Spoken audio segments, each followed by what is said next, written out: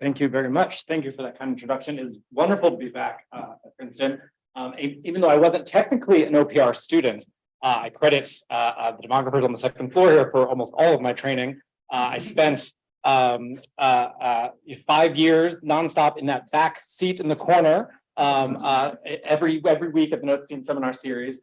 And I had the extreme privilege and good fortune of having Sarah McClanahan, the late great Sarah McClanahan, as my dissertation advisor. So I want to dedicate this talk to her and her memory.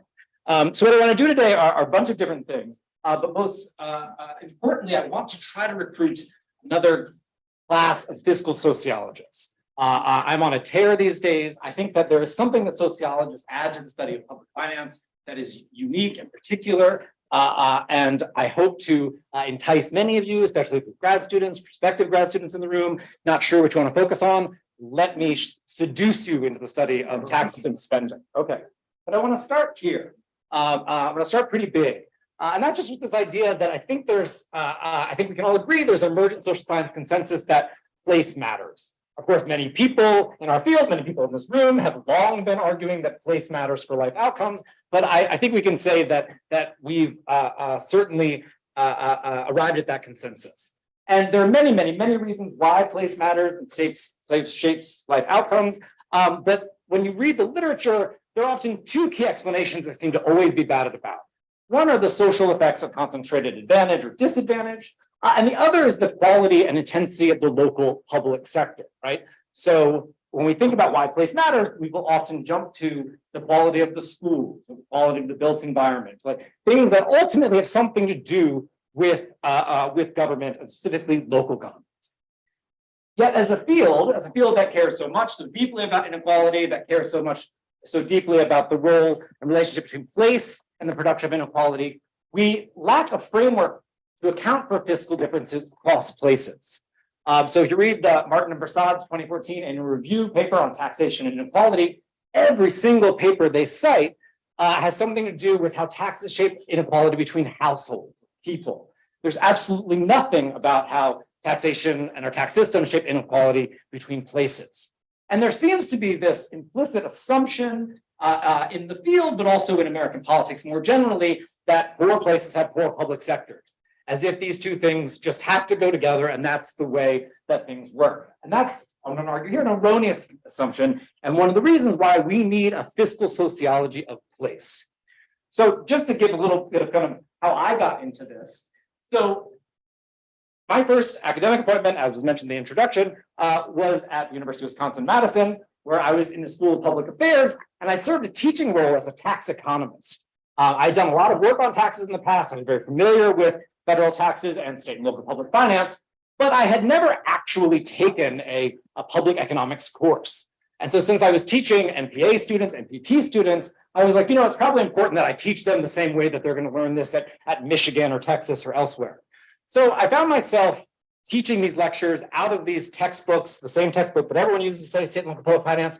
And I find that it was not covering any of the material I knew that these young people needed to know if they were going to go work in the Milwaukee budget office or in the state of Iowa's budget office. So I found myself giving two lectures. One, what the public finance economists wanted them to know that was in these textbooks.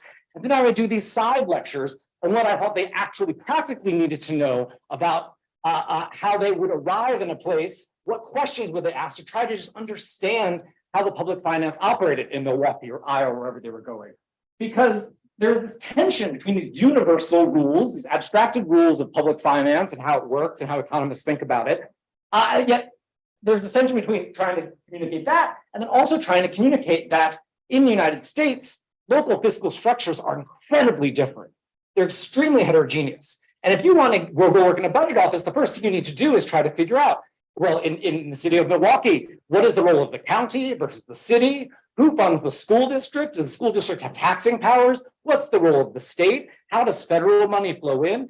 Really practical differences that shape that actual policy process, but was completely absent from a lot of these textbooks. So when you teach or try to think about the fiscal structure of the United States, you're often overwhelmed with just how complex and heterogeneous it is.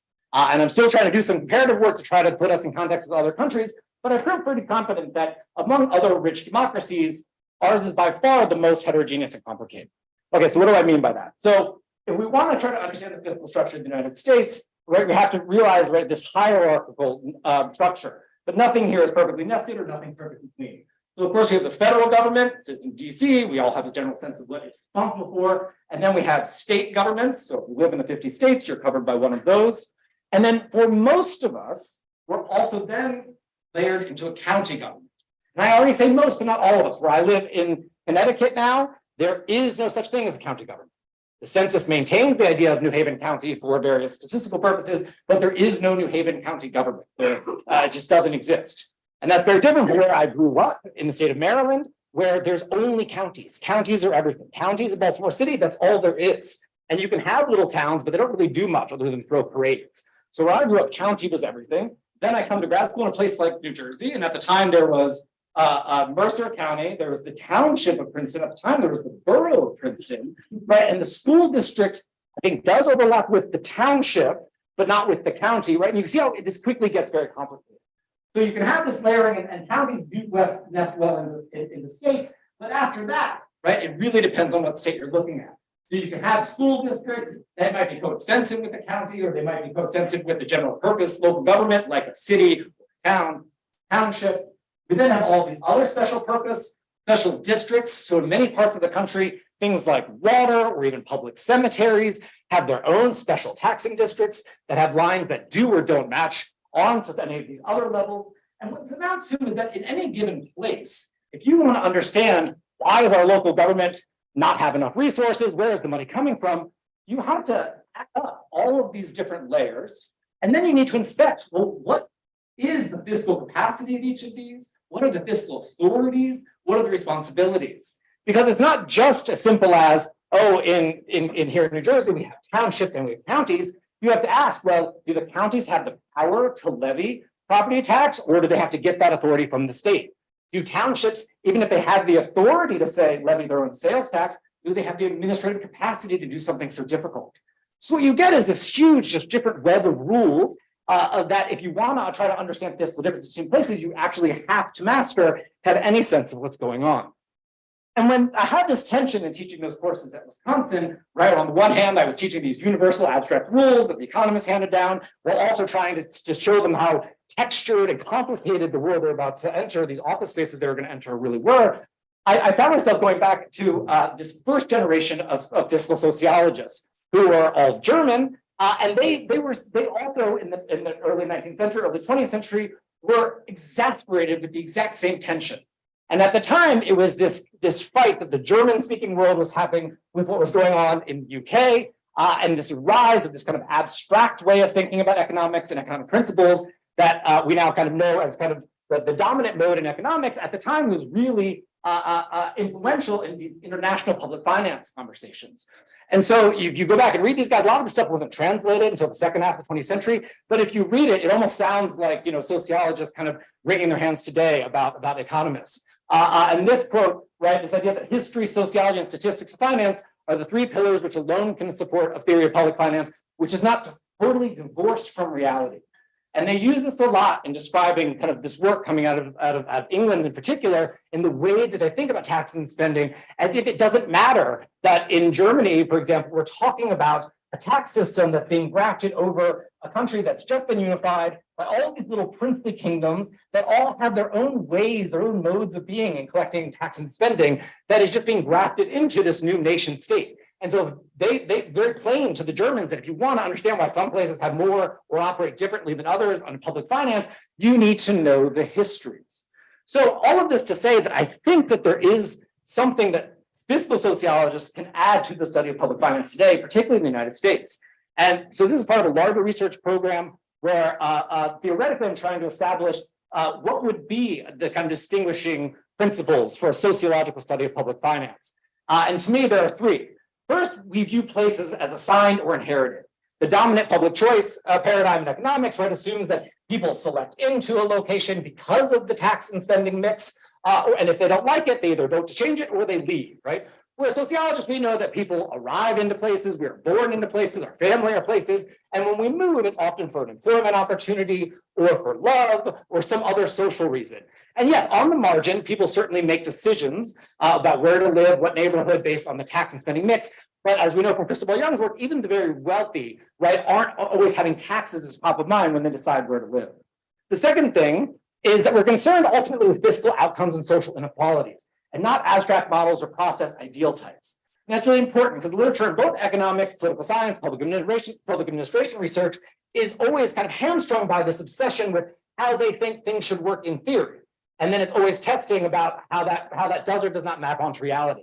Of course, we don't come into this fight with any of these preconceived notions, and so we can just get down to the brass tacks of, well, how is the structure, the way that we structure public finance in this place, how is it implicated in the inequalities that we see that we care about today? And the last point is also really important. I think that sociologists will bring the study of this a structural lens, where we understand that if you want to understand differences in places, there's something to the structure, and it can't be readily attributed to the politics. And in fact, political differences are probably emanating from those structural differences in the first place. Budgeting is incremental. A budget in a given year is just almost entirely determined by what the budget was in the year past. So even if you have these very big changes at the political leadership level, you probably don't see many big differences in actual fiscal policy. Why? Because they're very hamstrung by this web of rules of how things work, which is historically defined. Okay, so if we want to achieve fiscal equity or equality, whatever your word is, in fragmented federal systems, there are only two ways to get there. So the first is fiscal equalization. So this means that if we're going to require state and local governments to play a major role in the instantiation of the public sector, then we have to acknowledge that some places have more taxable wealth than others. And if we want broadly comparable public sectors, we need to provide direct subsidies to those areas. So fiscal equalization, where the central government or the higher level government writes checks to poor areas, is one way that you can achieve that. The other way you can achieve that is to make the state and local governments less important.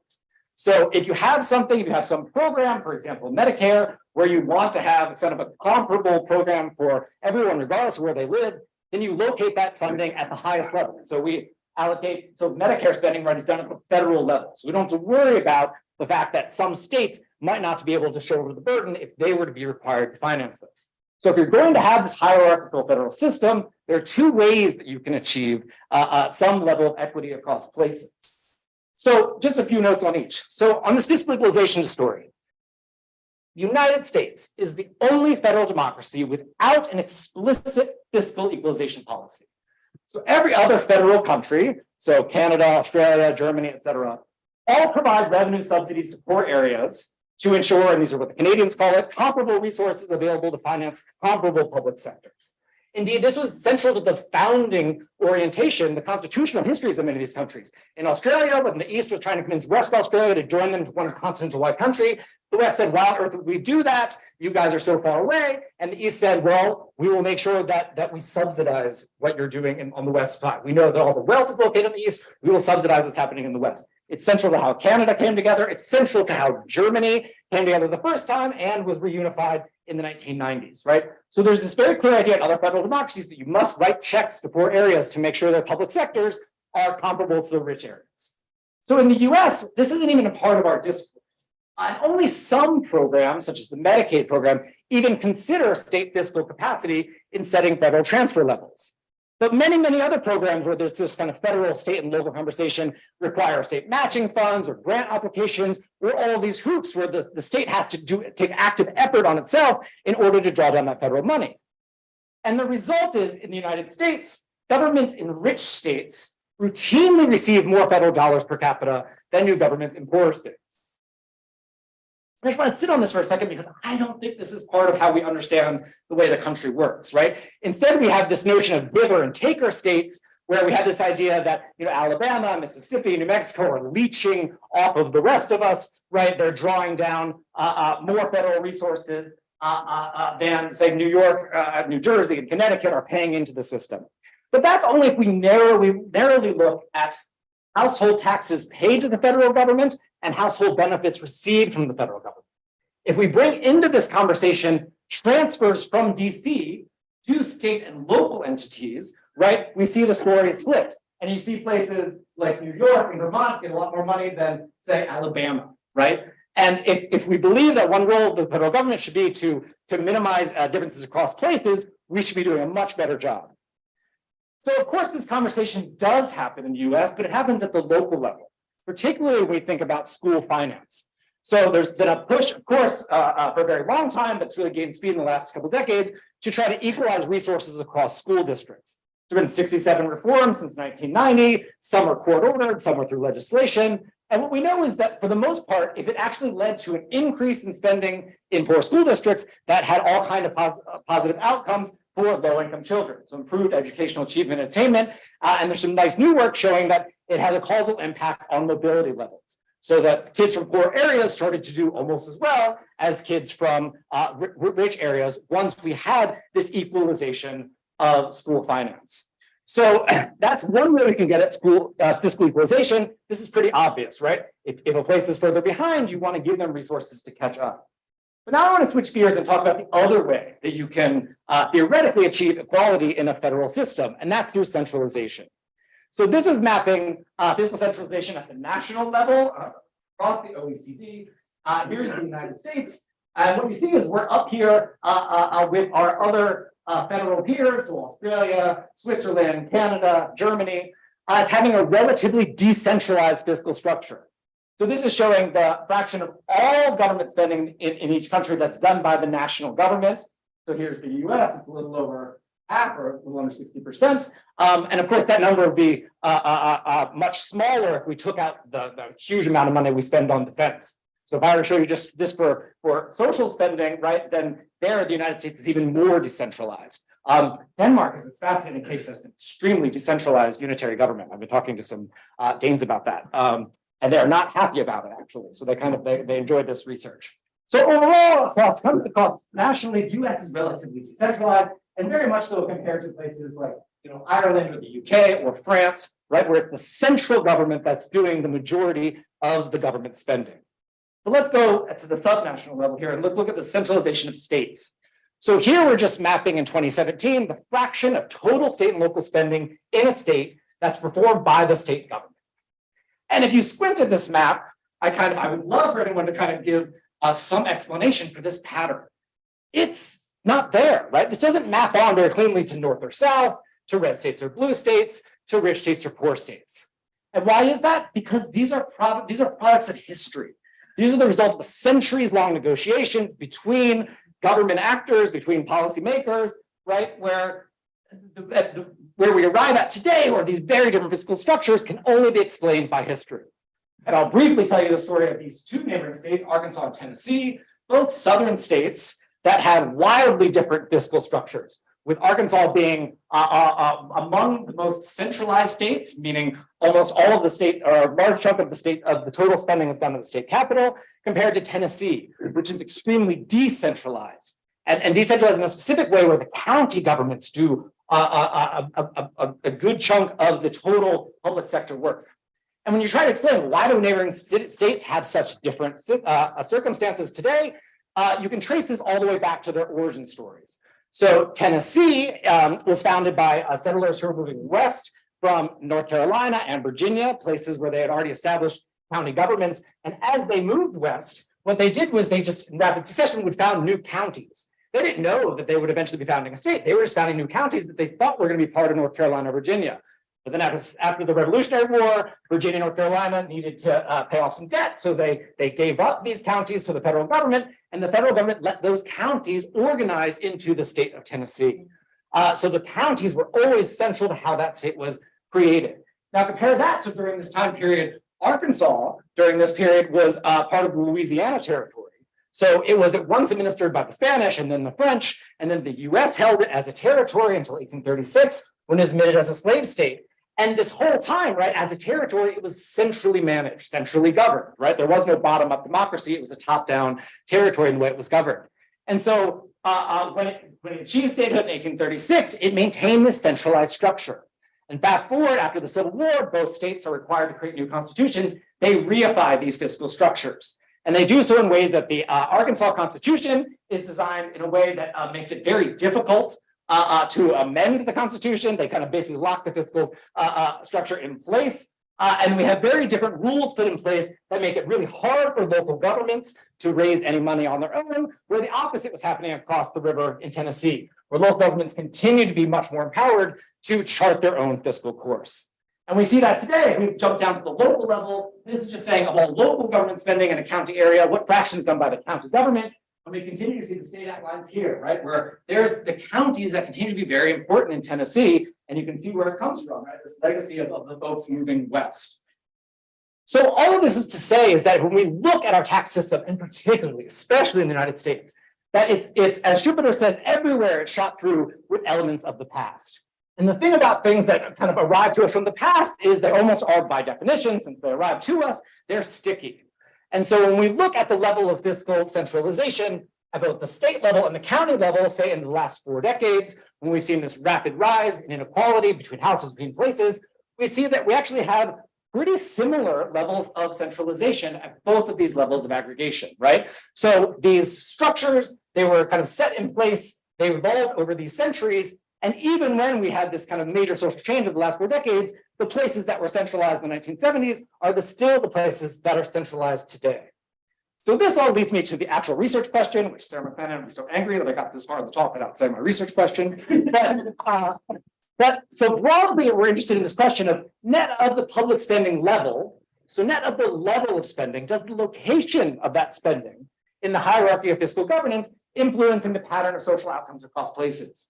Or to get more specific, is there an association between fiscal expenditure centralization and the amount of spatial variation in social outcomes? So it won't surprise you that the expectation here is that in more centralized fiscal structures, there's going to be less variation in outcomes across places. And I'm going to go a step further and try to claim that there's going to be less variation in the effective place itself. And we'll talk about that in a second. So there are many, many, many pathways why we might think that having more centralized government spending might lead to less variation across places in the effective place and in the patterning of social outcomes. So let me just kind of list off a few. First, if you have fewer dollars spent locally, because most of it's being performed at the state level or the national level, then by definition, there's going to be less absolute variation in that local government spending across places, right? So we can expect that kind of mechanically.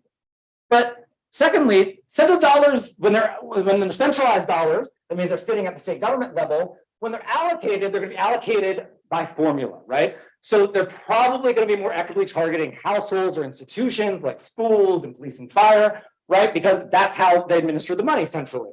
So this is probably going to lead to a more equitable dispersal than in a decentralized state where every little town gets to just harvest whatever taxes it can and spend as lavishly as it wants on the public sector. Third is that we can imagine a higher level of government. There's going to be increased transparency and democratic accountability, right? So it's potentially theoretically easier for us all to follow what's happening in 50 state capitals than in the tens of thousands of other like lower fiscal jurisdictions that we have in this country. So higher democratic threshold and more people paying attention to where those dollars are going. And finally, at the higher level of government, we can expect those governments to be more bureaucratized, more professional. And so we can imagine that might lead to greater efficacy of those dollars when they're spent. And it also permits, of course, greater economies of scale, right? There's a certain inefficiency to having a whole bunch of little tiny governments trying to do the same thing that one central government could do. So I'll tell you now, I don't have kind of purchase on any of these mechanisms. That's going to kind of hopefully be in a later part of this research program. And I think all are plausible. And I go one step further, I think that the relative contribution of each is going to vary by state, because again, states are just so wildly different in how they structure their finances that the relative role of any of these contributing to this association, I think, will also vary. Okay, so I've hinted already that I'm interested in not only just the variation in social outcomes across places, but variation in the effective place itself.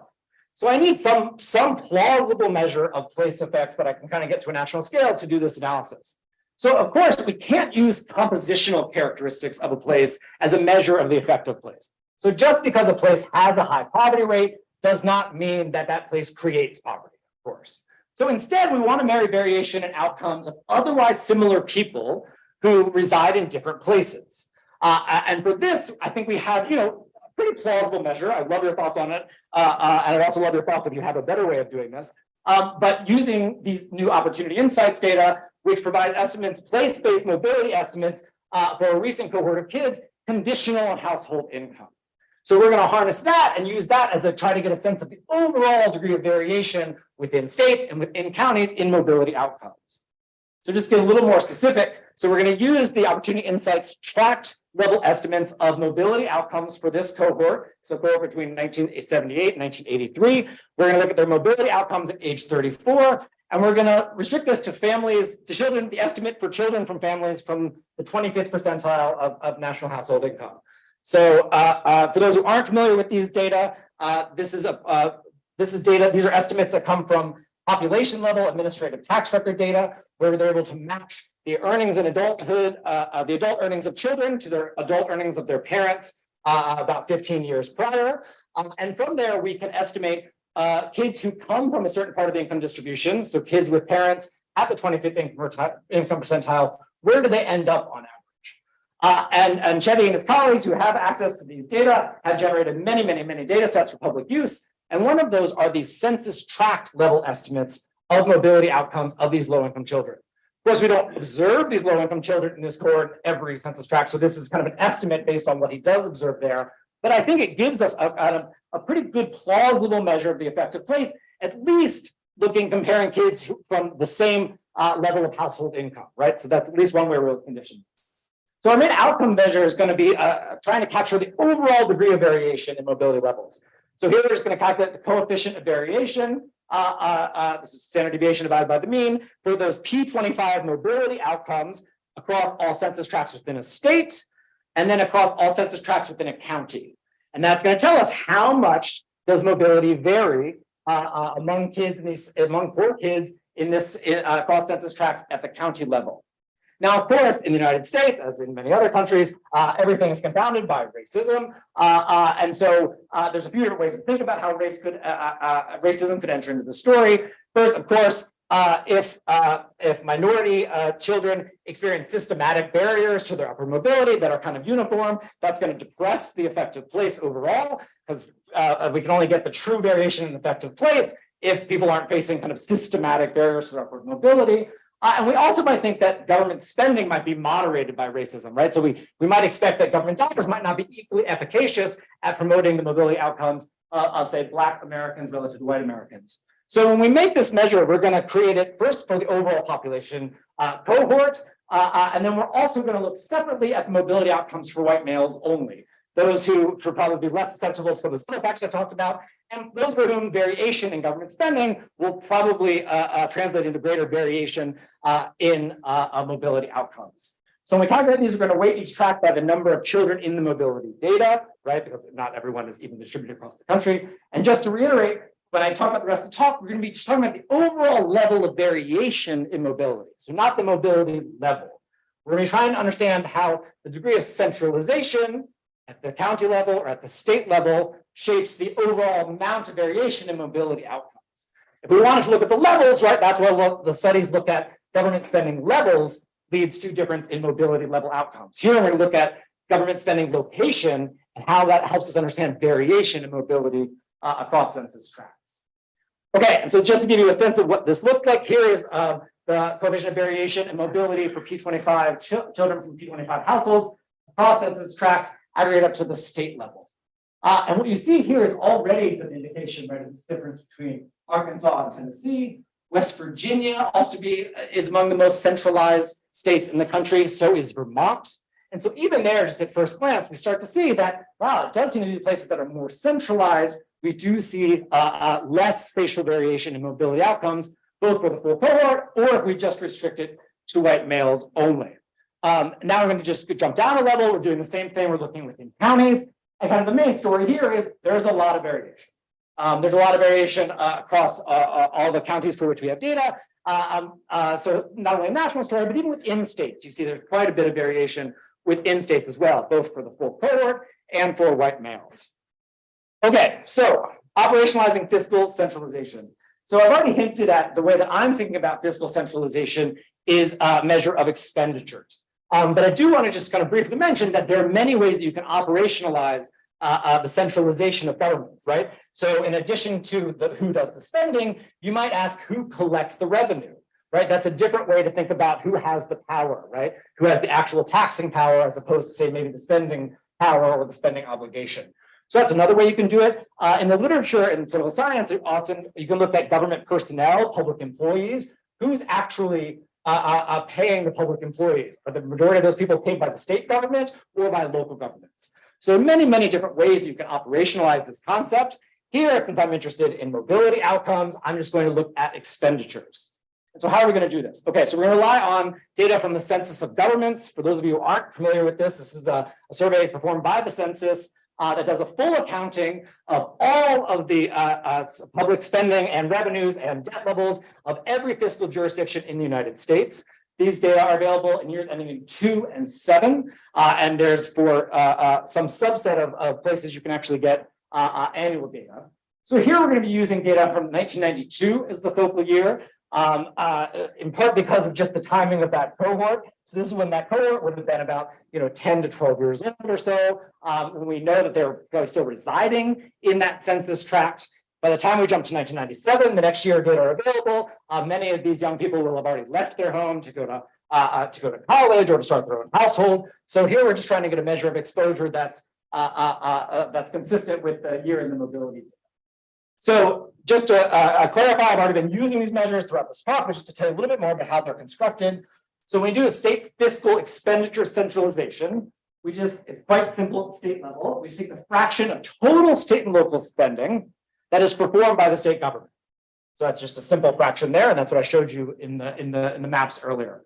At the county level, at the local level, this gets complicated really fast, and we can talk more about this in the Q&A if it's of interest.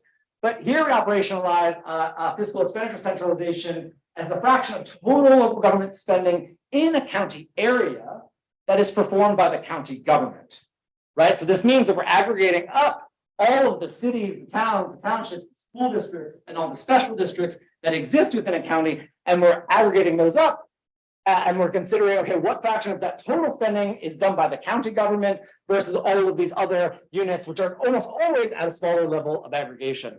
And so again, we can talk about this more. This is quite complicated. The Census of Governments actually used to create such a measure of county area spending because they thought this type of analysis was very useful to do, but they stopped doing it in 1987, of course. So we've been constructing our own since then. So happy to talk more about that. And the analytic approach, very simple, very straightforward. There is no clever identification strategy here. And partly because the way the theory works is that this should be rather obvious in a cross section. It's either there or it's not. So what we're going to do is estimate a linear model by errors. We're going to examine this relationship between the coefficient of variation in mobility outcomes for children from low-income family and this measure of fiscal expenditure centralization at 2 levels, at the states and at the counties. So of course, across states, I'll show you some models, but I'm not going to try to convince you that I can kind of have a plausible association or a convincing association with only 50 observations at one point in time. So instead, we're going to spend more time thinking about this county level analysis. And we're going to estimate specifically 3 models. The first will just include state fixed effects. Again, since so many things vary by state, including the overall degree of fiscal centralization at the state level, you want to always restrict your analysis to looking at counties within the same state. So we're going to start with fixed effects. Then we're just going to add a bunch of county level covariates that we think might plausibly matter for shaping the amount of variation in mobility outcomes. So this includes the mobility level, the total government spending. So remember, aggregating it all the way up, the total government spending per capita, the county population, the poverty rate, median household income, and then measures of the spatial structure itself, the fiscal structure itself. So the number of census tracts, for which we have mobility data, the number of general purpose governments, so adding up all those towns, boroughs, townships, et cetera, the number of school districts and the number of special districts. So trying to make sure that we're not just confounding our association is confounded by other aspects of the fiscal structure.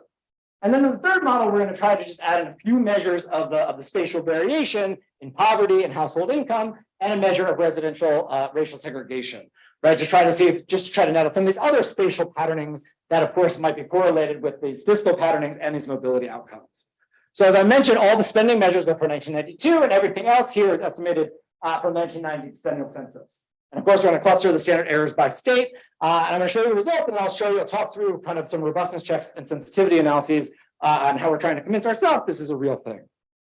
All right, let's go. So first we're going to the state level. So here on the next slide, what I'm just going to do is show you the raw kind of bivariate association between expenditure centralization and that degree of variation in mobility outcomes for low-income children. And what you see here, it's downward sloping. I'm not going to stand up here and say that this is the most amazing correlation of all time, but we certainly see a downward slope. And if we focus in for both the full population and for white males, we see that we look at our focal cases of Tennessee and Arkansas, again, neighboring states, that in many ways, I think in a popular imagination, aren't too terribly different. We actually have very different levels of centralization, as we discussed earlier, and very different levels of variation in mobility outcomes of poor children. So in more centralized Arkansas, we see less variation in the outcomes of poor children, regardless of whether or not we're looking at the full cohort or if we focus just on white males. And as I mentioned, there's not only so much we can do in a 50-state analysis, but we did want to see if these estimates are sensitive to some obvious confounders, namely the mobility level itself and the total amount of state and local spending. So if we just add those covariates to the model, right, we continue to find this association. So this to me, again, plausible, kind of fits this bigger story we're telling, but again, there's only so much we can do given the data constraints. So now let's move to the county level analysis. And here we have over 2,800 observations for which we have enough data on dependent and independent variables to actually show an association. So here, I want to show, this is the linear association between centralization and variation in mobility, net of those state fixed effects. So we've already taken those, we've already estimated this model with state fixed effects in there. And this is the association that we see. And this, I think, is pretty compelling, right? We do see this inverse relationship. In more centralized fiscal structures, we see less variation in mobility. And that holds regardless of whether you're looking at the total population or just the degree of variation for white males. So, and for those who haven't read or been scattered before, each one of these dots corresponds to about 50 county observations. So that's pretty compelling, but what happens if we put it into a multivariable framework? So here, I'm just going to show estimates from those three different models we discussed. This first model, for the full population, and the circle there is for white males only. This first model is just showing you the slope of the coefficient from the line in the previous slide. So that's that kind of negative association we just estimated. Here it is after we added all of those covariates that are capturing all these levels, the levels of spending, household poverty, median household income, et cetera, et cetera, et cetera. And then finally, when we add our kind of our few measures of that spatial variation in household poverty and household income, then we continue to see this this negative, this inverse relationship. So I've been throwing around this coefficient of variation. All of these measures get a little bit hard to actually translate back into reality. So how do we try to understand these effect sizes, and particularly this effect size for the full population cohort in Model 3? So we did that by just looking at kind of the full results from the multivariable regression. And we show that a 1 standard deviation increase in county expenditure centralization is associated with about 7% standard deviation less variation in P25 mobility outcomes for that full cohort. And it's about twice as large if we look at just for white males.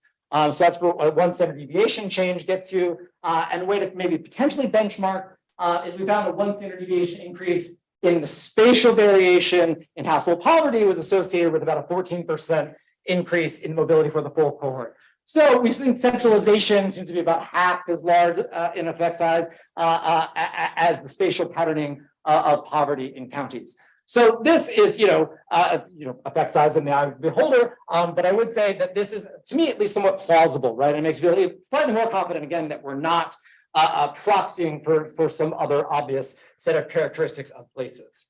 But let's get to that briefly. So of course, if we're doing just a cross-sectional analysis, and there's so many different elements that could be at work here, we've been hard at work thinking about different ways to kind of test this story. So the first is we started this whole process estimating these spatial interdependence autocorrelation models. We ended up getting the exact same set of results. So here we're just showing the more standard approach, just because it's kind of easier for folks to interpret. But rest assured that when you take into consideration potential correlation on the DV or IB or with the errors, you get the same set of results. And then the second is what I've actually been if there's anything that keeps me up at night, it's that we are potentially just proxying for some aspect of K-12 finance. And as we've already discussed, and as your intuition is certainly right, that the way we fund schools is very important to understanding the spatial patterning of outcomes, including mobility. So there are a bunch of different ways we thought about this. So first, we re-estimated models where we actually pulled out and controlled for the centralization of school finance at the local level as a covariate and had no effect. We also re-estimated our models excluding school spending entirely, right? So just ignoring it and using our centralization measure based on all of the other things that local governments do, find the same association. And finally, we re-estimated our models excluding counties with dependent school districts. And these are counties where it is the county government's responsibility to finance the schools. So the schools are entirely dependent on that. That's what it's like where I grew up in Maryland. I thought it was like that everywhere else, apparently not. So that's a very kind of particular way to finance schools that is going to very much show up in our centralization measure. So we just wanted to make sure that our findings weren't compounded by that. And that we're robust to all of these different ways of thinking about school finance. Another thing that's quite important if you're studying all of the different types of local jurisdictions that have that play a fiscal role is what you do with these special districts. And I mentioned that therefore sometimes fire, sometimes for police, sometimes for public sewers. There's cemeteries in Indiana and California are funded through these special districts, but so are big things like the Bay Area Rapid Transit System, BART program, right, or the BART system. That's funded as a special district, and so it shows up in our data in Oakland County, right? So there's a bunch of reasons why these things don't map on to local governments in the same way, and we might be worried that we're just capturing some variation there. So we find that we get the exact same results if we exclude special districts entirely from the expenditure measure. And then, of course, the last thing we do is we did a lot of probing of outliers, right? So we have a system here where we have parts of the country at the local level that have no county government. We have other parts of the country where consolidated city counties like Philadelphia or San Francisco, where the county is doing everything. So there we have both extreme values on the centralization measure, and of course, because of real world data, we have some extreme values on the mobility measure. So we just wanted to probe and see, to what extent is our results sensitive to these outliers. So we Winsorized the top and bottom 5% for both outcome and predictor variables. We re-estimated models sequentially dropping states and groups of states just to make sure it wasn't being driven by one or handful of states. And then we also re-estimated our models weighting the counties by the number of children in the mobility cohort. So this entire time, I've been kind of basically allowing each county to be its own kind of independent unit. But of course, there are a lot of very low population counties in the country. We wanted to make sure that this wasn't just being driven by trends there. And we get pretty much the exact same results there. So I welcome your thoughts and suggestions on, if you find this convincing, what other ways we might tackle this. But let me quickly jump to conclusions. So first, I hope I've convinced you that we have a heterogeneous and a crazy fiscal structure in the United States, and that this fiscal structure we inhabit today is the cumulative result of centuries of place-specific histories, and does not map on to social or political or economic cleavages of today, or certainly doesn't map on neatly. I hope I've also convinced you that in more centralized fiscal structures, at least at this observational, associational level, we see less spatial variation in the mobility outcomes of otherwise similar children. So these are children from the same birth cohort, same level of parental income, and for the white male group, the same race and sex. So of course, they're not all similar. People might differ systematically across places, but it's on you guys to argue that people that people are systematically patterned as a function of the local government centralization. I just don't think that's the case. Finally, I think that I'm hoping to show that viewing fiscal structures as a macro sociological object, as a thing that can be studied and understood and parameterized, there's the potential to yield new insights into the determinants of place-based inequality, and more importantly, to design novel policy solutions. So where do we go from here? So that's on this project, but now thinking bigger about the physical sociology of place. So currently we're taking the centralization measure and trying to think of other outcomes, such as health outcomes, which is allowing us to look again across the United States, these states and counties, but also cross-nationally. We're already seeing evidence that at what level of government countries decide to locate their health spending helps us give some purchase on the spatial patterning of things like middle-age mortality, working age mortality. So we're going to do a lot more there to continue to work on the centralization story. But then we want to operationalize other aspects of fiscal structures. So the degree to which they're redistributed across places, the level of fragmentation, the level of fiscal autonomy, and explore how these features of fiscal structures might moderate the relationship between household inequality on the one side and place-based inequality on the other. And to do this requires that we have this comparative historical framework, that we have these deep histories of where these fiscal systems come from, both to understand that they are contingent and that they have immense possibilities for change, because we changed them a lot in the past. We just seem to have ossified in place since then. And a big part of this is going to be theorizing the fiscal deservingness of places, not just people. That since place matters so much and we are pulling apart at both the household and place level, we need to think about what does it mean to give redistributions to places, not just household. And part of this will also be developing a fiscal demography to map how these different population and subgroup exposures to different fiscal regimes, right? So what does it mean that Black Americans are concentrated in states that tend to have these slightly higher levels of aggregation of fiscal outcomes? Okay, thanks.